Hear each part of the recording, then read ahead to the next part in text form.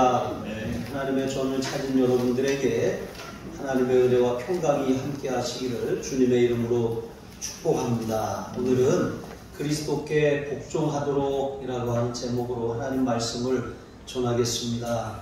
여러분, 우리가 예수를 믿는다라고 하는 것은 이제 그리스도를 우리의 주인으로 왕으로 섬기며 그리스도께 복종하는 삶을 살게 되었다는 거예요. 어떤 아이에게 이제 전에 섬기던 교회 학교 아이에게 복음을 전하고 이제 예수를 믿는다라고 하는 것은 예수님이 너의 마음의 그 왕좌의 왕으로 좌정하시는 것이고 너의 인생의 주인이 되는 것이다. 너 이거 이해했니? 그러니까 이해했대요. 그러면 너는 예수님을 영접하겠냐? 이렇게 물어봤더니 이 아이가 뭐라고 하냐면 싫어요. 이렇게 말을 하더라고요. 그런데 이것은 사실은 자연스러운 현상이에요. 사람의 본성은 하나님을 알지 않으려고 하고 하나님을 알아도 하나님을 높이려고 하지 않고 하나님을 영화롭게 하지 않습니다. 자기 자신을 드러내려고 하고 자기를 높이려고 하고 자신의 야망을 이루려고 하고 그렇게 살아가는 것이 사람의 이런 자연적인 이제 본성이죠. 여러분, 그래서 우리가 신앙생활에서 좀 문제가 생기는 것은 사실은 이 하나님과의 관계에 문제가 생기는 거거든요. 그리고 하나님과의 관계에 문제가 생겼다라고 하는 것은 우리가 그리스도께 하나님께로 나아가는 유일한 길이요 진리요 생명이신 예수님께로부터 점점 이렇게 멀어지고 있다는 거예요. 그래서 예수님을 우리가 구세주로 우리를 죄에서 건져주신 구세주로 또 우리 인생의 주인인 주님으로 그렇게 인정하고 고백하는 삶이 이제 점점 이제 퇴색되기 시작하는 것이죠.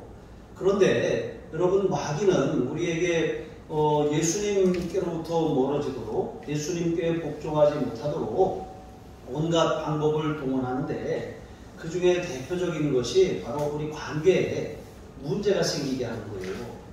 그러니까 사람에게 시험을 당하고 사람에게 어떤 관계에 문제가 생기면 나 교회 가기 싫어 이런 마음이 들잖아요. 우리가 자랄 때 그랬던 기억이 있습니다. 어머니가 이렇게 이제 뭘 어머니 이거 해주세요 그랬는데 엄마가 안 돼 이러면 나 밥 안 먹어 이러잖아요. 그런데 저희 어머니는 참 그러셨어요. 밥 안 먹어 그러면 엄마가 이렇게 해줄게 이렇게 달래지 않으시고 뭐라 그러셨냐면 그래 먹지 마라 안 먹으면 네가 손해지 엄마 배가 고프냐 그러면서 옆에서 맛있게 드시는 거예요. 그러면 제가 보다가 이렇게 슬그머니 가서 숟가락을 들고 했던 기억이 납니다. 여러분, 우리가 이 하나님 앞에 이제 사실은 하나님과의 관계에 문제가 생겼는데 그걸 하나님과의 관계를 바로잡으려고 하지 않고 사람 탓을 해요. 누구 때문에, 뭐 때문에 내 신앙생활을 이렇게 포기하는 일들이 있는 것이죠. 그러나 여러분, 사람에게 시험이 들어서 내가 하나님과의 관계에 등을 돌리면 그게 누구 손해입니까? 그 사람 손해입니까? 이게 내 손해거든요. 전적으로. 이렇게 마귀는 어떤 무슨 창을 들고 와가지고 우리를 위협하는 것이 아니라 우리로 하여금 가만히 그리스도께로부터 멀어지게 하는 거예요. 우리 초등학교 때 과학실에서 이제 그 실험하던 기억이 있습니다. 개구리를 참 이렇게 많이 잡아가지고 그렇게 다리를 거먹기도 하고 어렸을 때 그렇게 자랐습니다. 그렇게 이 개구리를 이제 그 비커에다가 담아놓고 밑에 램프에 불을 켜서 이렇게 가만히 물을 데피면 어떻게 됩니까? 개구리가 변온동물이라 점점 물의 온도에 체온을 맞춰가는 거예요. 그러다가 어느 시점이 되면 이제 더 이상 그 한계를 넘어서는 것이죠. 그러면 이게 맞춰가다가 나중에는 익기 시작하는 거예요. 그럼 이제 뛰쳐나갈 수도 없는 그런 상황이 되는 것이죠. 마찬가지로 마귀는 우리로 하여금 예수님으로부터 조금씩 멀어져 가게 만들어요. 그러다가 나중에는 완전히 우리가 예수님 앞에 나아가지 못하게 되는 그런 상황, 영적인 마비 상태에 처하게 만든다는 것이죠. 우리가 교회에서 1:1 제자양육 성경 공부를 합니다. 말 그대로 1:1로 하는 거예요. 그 성경 공부를 하신 분도 있고 하시는 분도 있고 하셔야 할 분들이 있어요. 그런데 이 1:1 성경 공부의 목적이 무엇입니까? 그것은 중심 대신 그리스도를 우리가 발견하는 거예요. 우리의 삶에 내가 주인이고 내가 왕이고 내가 하고 싶은 대로 살아가던 삶을 돌이키는 거예요. 이사야 53장 6절에 보시면 우리는 다 양 같아서 그릇 행하여 각기 제 길로 갔거늘 여호와께서는 우리 모두의 죄악을 그에게 예수님에게 담당시키셨도다라고 말씀하셨거든요. 사람은 본성적으로 이렇게 하나님을 등지게 돼 있어요. 자꾸 멀어지게 돼 있습니다. 가만히 놔두면 어떻게 됐습니까? 교회 안 나오는 사람을 가만히 내버려두면 그 사람이 조금 시간이 지나면 알아서 나오니까 아니에요. 가만히 놔두면 점점 멀어지는 거예요. 여러분, 제가 그 하늘중앙교회에서 부목사로 섬길 때 청장년들을 맡아서 섬겼거든요. 근데 청장년들이 많이 삼성에 관계된 그런 직장에 다녀요. 근데 여기 교대 근무를 하잖아요. 교대 근무, 2교대도 하고 3교대도 하는데 그런데 여기에 문제가 있더라고요. 직장에서 교대 근무를 하다 보니까 신앙생활도 자연스럽게 이렇게 교대 근무처럼 그렇게 마치 오늘은 요번 주에는 요 A 그룹이 나오고 다음 주에는 B 그룹이 나오고 이렇게 무슨 로테이션 하듯이 이렇게 돌더라고요. 그래가지고 안 보이면 그래 근무이겠거니 이렇게 하다 보니까 문제는 근무가 아닌데도 안 나오는 사람들을 놓치게 되는 일이 생기게 되는 거예요. 여러분 주변에 안 보이는 분들이 있어요. 그런데 그 시간이 너무 길어져요. 한 주 빠질 수 있지. 근데 2주? 아니 한 달이 지나도록 안 보이시는데 여러분 그러면 이거 심각한 거거든요. 가만 내버려두면 돌아오지 않습니다. 여러분 우리가 예수님에게서 멀어지게 하는 거 이게 바로 사단이 우리의 신앙을 파손시키고 믿음을 파괴하는 그런 아주 중요한 전략이거든요. 그런데 그 분에 왜 안 나오는지 얘기를 들어보면 하나님과 그런 이 관계에 사실은 자기가 소원해진 것인데 그 계기가 누구 때문이라고? 어떤 사람의 말 때문이라고? 누가 나한테 상처를 줘서 시험이 들어서 내가 교회를 못 나가겠다고 이렇게 말하는 것이죠.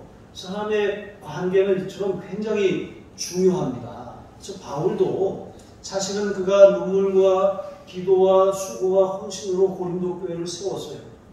바울은 프론티어입니다. 개척자예요.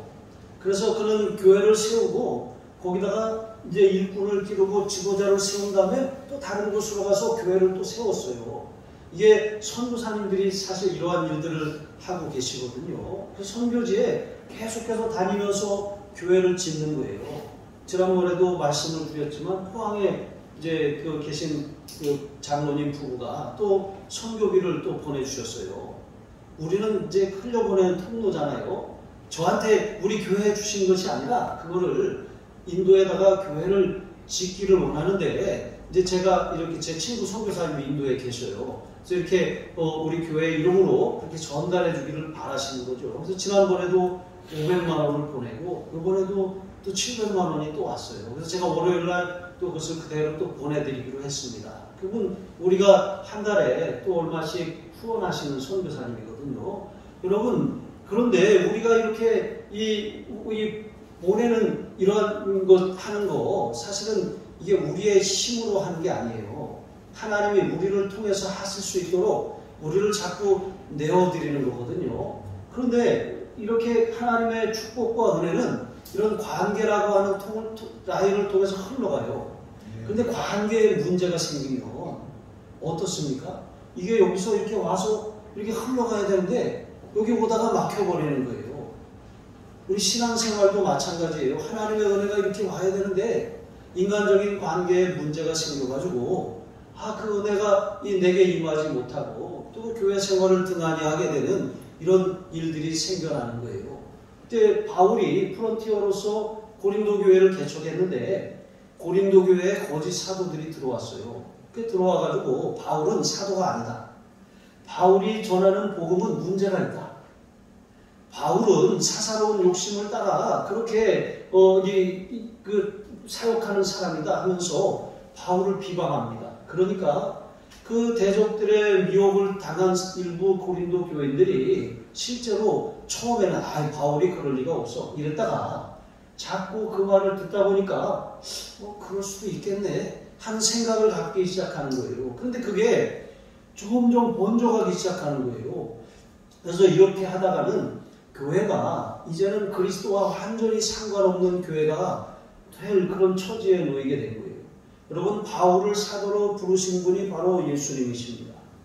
바울이 전한 복음은 다른 것이 아니라 예수님이 주와 그리스도라고 하는 그런 분명한 진리인 것이죠. 그러니까 바울을 부정하는 것은 바울이 전한 복음을 인정하지 않는 것이고, 바울이 전한 복음을 인정하지 않는 것은 바울을 통해서 하나님이 세우신 그 교회가 이제는 하나님과 상관이 없는 교회, 그리스도께로부터 멀어지는 교회, 그리스도께 복종하지 않는 그런 교회가 될 그런 위기에 처하게 된 거예요. 그래서 바울은 심각하게 이러한 상황을 받아들이고 고민합니다. 그리고 여기 1절의 말씀처럼 자신을 이렇게 소개합니다.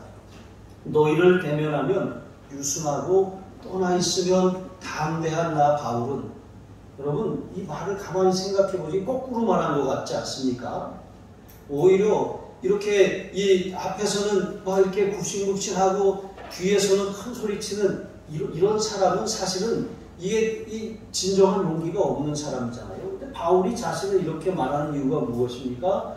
바울의 대적들이 바울에 대해서 이렇게 비방했기 때문에 그런 것이죠. 그러나 여러분, 바울은 오히려 자신이 뭐라고 말합니까?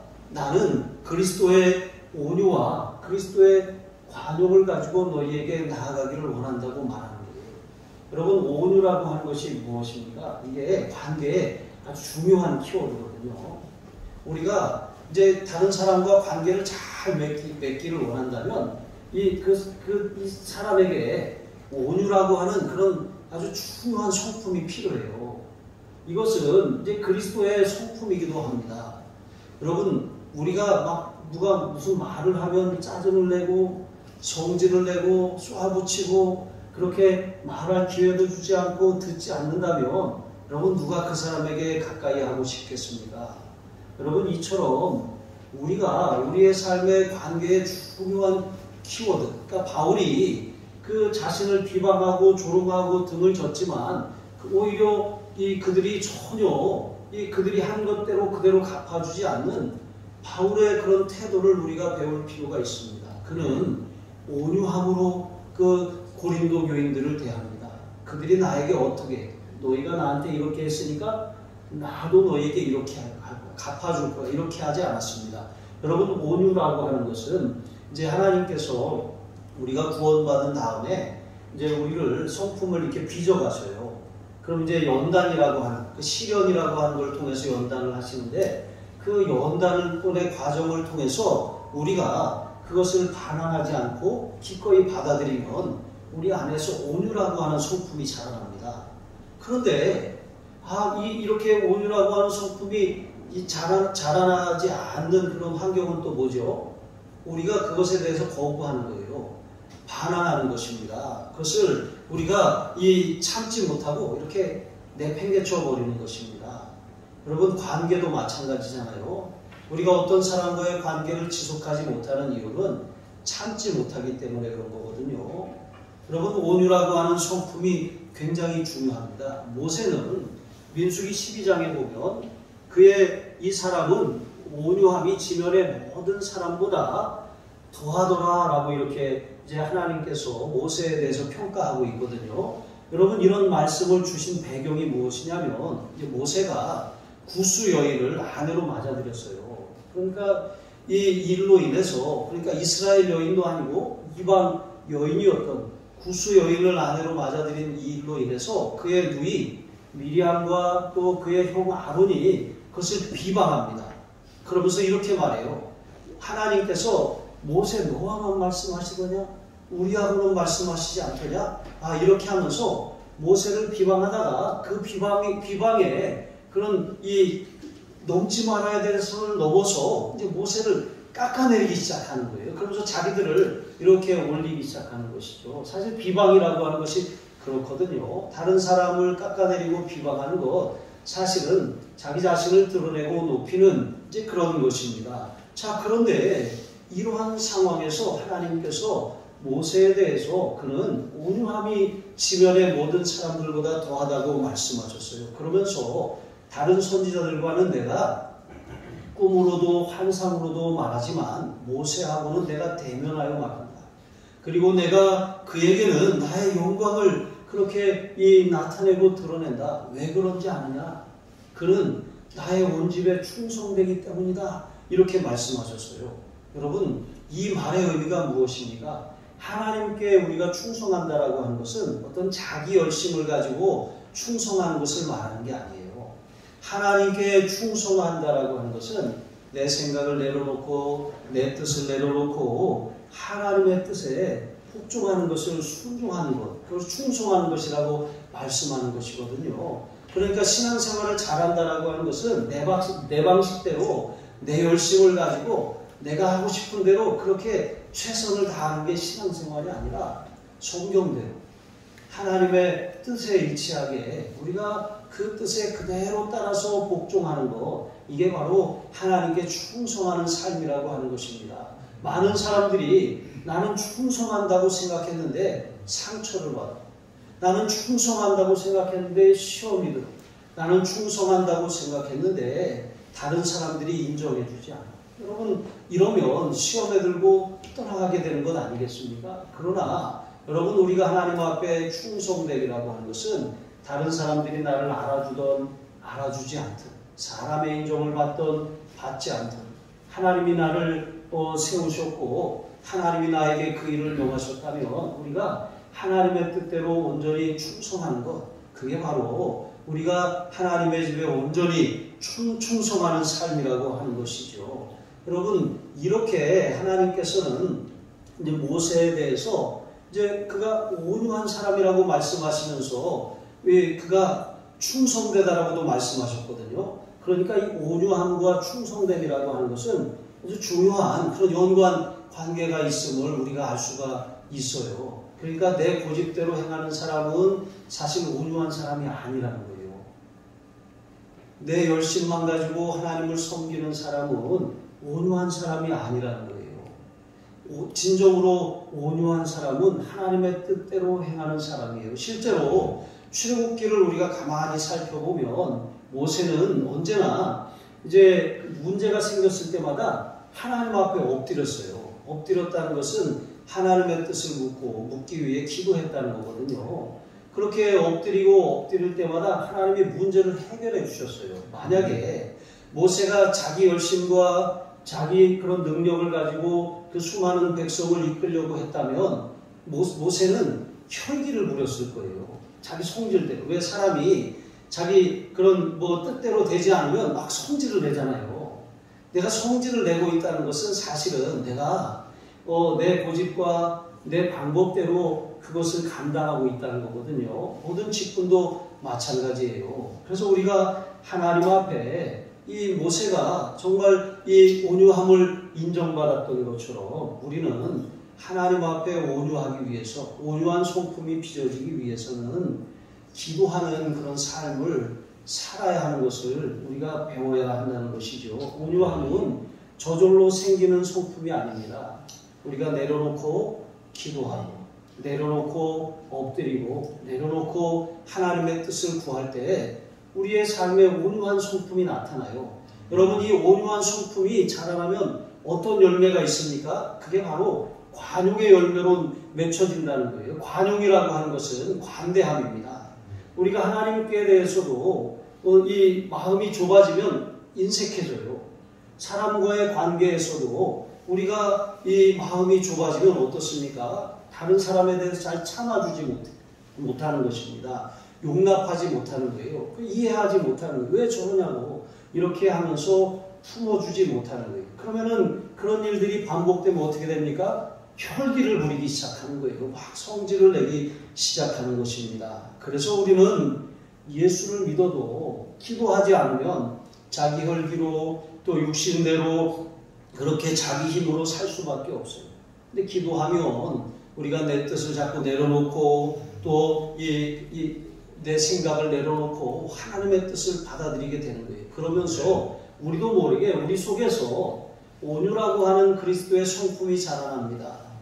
그럼 다른 사람들이 우리에게 가까이 오기에 그런 부담스러운 관계가 아니라 이렇게 다가오기 좋은 그런 이 관계가 형성되기 시작하는 거예요. 그래서 예수님께서는 온유한 자는 복이 있나니 저가 땅을 기업으로 받을 것이니로 말씀하셨습니다. 땅을 기업으로 받는다는 것은 그의 지경이 넓혀진다는 거예요. 여러분, 이와 같은 그리스도의 온유의 성품이 여러분의 삶에 이렇게 나타나길 주님의 이름으로 축복합니다. 그러면 사람들은 여러분의 관대한 관용을 통해서 여러분이 온유한 사람이라고 하는 것을 이제 보게 되는 거예요. 왜 이것이 중요하냐면 이 온유함이라고 하는 것은 이 관계가 이렇게 막히지 않도록 우리가 그것을 잘 유지하는 비결이에요. 그러니까 많은 사람들이 에이 못해먹겠다 하고 승질내고 내던져버리고 그렇게 돌아서기 때문에 관계에 문제가 생기는 거거든요. 그러나 우리가 이 온유함을 그리스도의 성품으로 그렇게 받아들이면 문제가 생길 때마다 또 속상하게 할 때마다 상처를 받을 때마다 엎드려서 그 문제를 가지고 나아가서 기도하면 하나님은 먼저 나를 다뤄주세요. 내 마음을 온유한 성품으로 가꿔주세요. 그러면 우리의 언어가 달라지기 시작하고 우리의 행동이 달라지기 시작해요. 그럼 우리와 관계하는 사람들이 우리의 온유함을 통해서 마음을 열게 되거든요. 마음을 열어야 복음을 들을 수가 있어요. 복음은 관계를 통해서 흘러갑니다.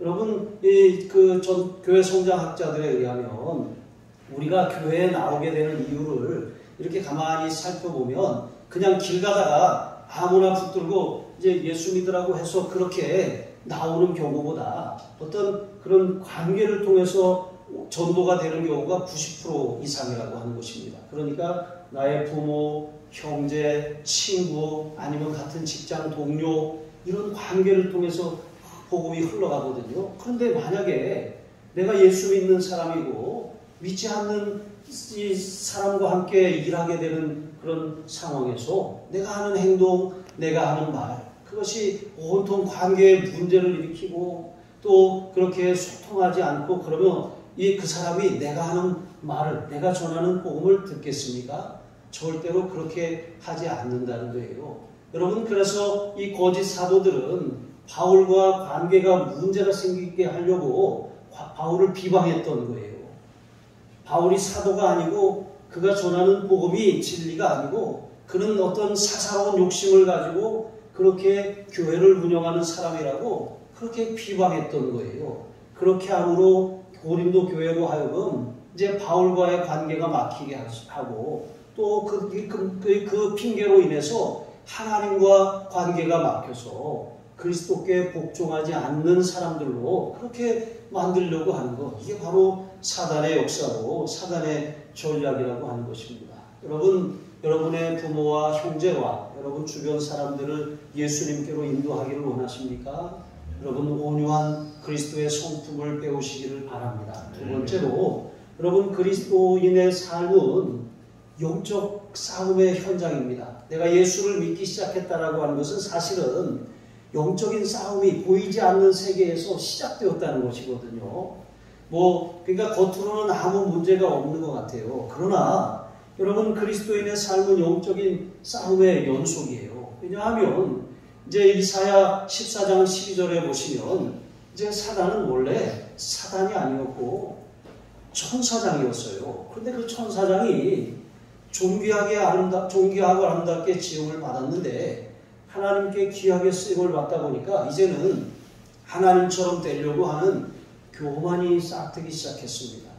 내 이름을 저 무뼈리에 좌정하리라, 내 이름을 높이리라 했다가 하나님을 대적했다가 땅으로 쫓겨난 세력입니다. 그래서 그 천사장 루시퍼와 또 그의 수하였던 천사들이 그렇게 이 사단이 되고 그의 무리들이 된 것이죠. 그들은 성경에 보니까 이제 공중의 권세를 잡고 있다고 에베소서 2장 2절에 말씀하고 있어요. 또한 골로새서 1장 13절에 보시면 그 공중의 권세를 잡은 사단의 세력은 흑암의 권세를 쥐고 있다고 말씀하고 있는 것이죠. 그러니까 사람들로 하여금 어둡게 하는 거예요. 사람들로 하여금 절망하게 하는 것입니다. 세상에 있는 것들을 잃어버리면 삶을 포기하게 만드는 것입니다. 이게 바로 사단이 하는 일인 것이죠. 사단은 뭐 겉으로 창을 들고 우리를 위협하진 않지만 문화라고 하는 것으로, 또 종교라고 하는 이름으로, 또 정치와 경제와 또 언론과 교육과 과학이라고 하는 그런 모든 분야를 통해서 하나님을 부인하게 만들고 하나님을 대적하게 만듭니다. 여러분, 그렇게 해서 인간의 그런 노력이나 인간의 능력이 얼마나 위대한지 그것을 자꾸 드러내게 하고 바벨탑을 쌓게 하는 것, 이게 바로 사단이 하는 일이거든요. 그렇게 스스로 하나님의 자리에 올라서게 만드는 것이죠. 여러분, 그래서 이렇게 사단은 점점 그리스도인들도 하나님께로부터 점점 멀어지게 만들어요. 그리스도에 대한 관심을 점점 그렇게 멀어지게 만드는 것입니다. 그래서 이러한 싸움은 우리가 혈과 육으로 절대 싸워서 승리할 수가 없어요. 이러한 싸움은 영적인 싸움이기 때문에 여러분, 이 싸움의 무기 또한 세상의 방법이 아니에요. 그러니까 쉽게 말하면 우리가 전도를 합니다. 복음을 전해요. 그런데 저는 말주변이 없는데요. 저는 저 사람을 전도하고 싶은데 뭐라고 말해야 될지 모르겠는데요. 이런 또 마음의 두려움도 있는데요. 이렇게 말하는 분들이 계셔요. 여러분, 그러나 전도라고 하는 것은 우리 말주변을 가지고 하는 게 아니에요. 말의 능력을 가지고 하는 것이 아닙니다. 우리들의 무기는 인간적인 어떤 철학이나 그런 논리나 어떤 선전이나 비방이나 뭐 그런 말들로 그 사람을 이렇게 설득시키거나 이렇게 휘어잡는 것이 아닙니다. 여러분, 우리가 누군가에게 설득을 당하면 여러분 기분이 어떻습니까? 설득당하면 좋으세요? 나를 설득해줘서 고마워, 이런 마음이 듭니까? 머리로는 그래, 맞는 얘기, 틀린 얘기가 아니네, 맞네 한데 속으로는 어때요? 기분 나쁘잖아요. 여러분, 전도는 어떤 논리를 가지고, 인간의 이성적인 논리를 가지고 설득하는 것이 아닙니다. 전도라고 하는 것은 하나님의 능력이라고 하는 진리의 복음을 전하는 일이거든요. 다윗은 골리앗이라고 하는 거대한 장수와 싸울 때 처음에 사울의 갑옷을 입었어요. 그 사울의 갑옷이 몸에 맞지 않고 익숙하지 않으니까 벗어버렸거든요. 마찬가지로 우리가 복음을 전하는 일에 있어서 물론 어떤 말주변도 좀 필요하고 또 복음의 내용도 알아야 되고 무엇을 말해야 될지 그걸 준비해야 될 필요가 있어요. 하지만 그것만 가지고 복음을 전하는 것이 아니거든요. 다윗이 준비한 것은 자기가 잘하는 것, 익숙한 물맷돌을 준비했잖아요. 그 물맷돌로 골리앗이라고 하는 거대한 블레셋 장수를 쓰러뜨릴 수가 있었습니다. 여러분, 그가 그 돌을 던지면서 나아가면서 한 말이 무엇입니까? 너는 칼과 창과 단창으로 내게 나아오거니와 나는 내가 조롱하는 만군의 여호와의 이름으로 나간다. 그렇게 선포했거든요. 여러분, 바로 진리의 복음이 이것입니다. 우리가 어떤 사람을 논리로 그 사람을 쓰러뜨릴 거라고 생각해서는 안 되는 것입니다. 복음이라고 하는 것은 모든 믿는 자에게 구원을 주시는 하나님의 능력입니다. 그래서 우리가 먼저 복음을 만나야 되고 우리가 만난 복음을 다른 사람들에게 전해줄 수 있어야 되는 것이죠. 그렇다고 우리가 무턱대고 아무 말이나 할 수는 없습니다. 그래서 우리는 이제 우리 속에 구원에 관한 소망에 관한 이유를 묻는 자들에게 대답할 것을 항상 준비해야 돼요. 그리고 그 준비한 것을 그렇게 말할 때 우리는 온유와 두려움으로 하라고 분명하게 성경은 우리에게 말씀하고 있습니다. 그러니까 준비한다라고 하는 것은 이제 무기를 준비하고 무장하는 것이거든요. 에베소서 2장에 보면 바울은 이제 하나님의 전신갑주에 대해서 말씀하고 있습니다.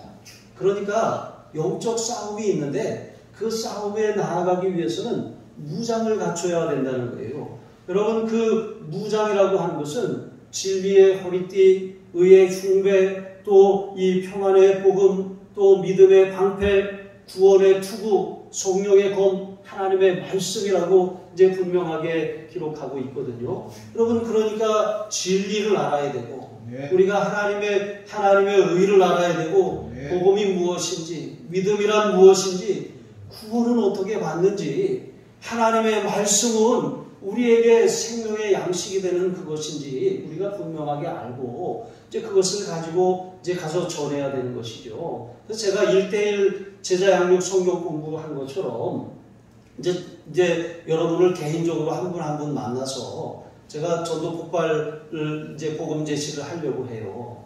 그러니까 이제 복음을 우리가 모르기 때문에 듣는 것이 아니라 복음을 이제 논리적으로 말하는 것, 체계적으로 말하는 것을 제가 여러분에게 한번 들려드리려고 해요. 그럼 여러분은 그것을 듣고 여러분의 이제 이 믿는 복음을 점검하고 여기에 중요한 두 가지 질문이 있거든요. 여러분, 그 질문을 우리 자신에게 한번 던져보는 거예요.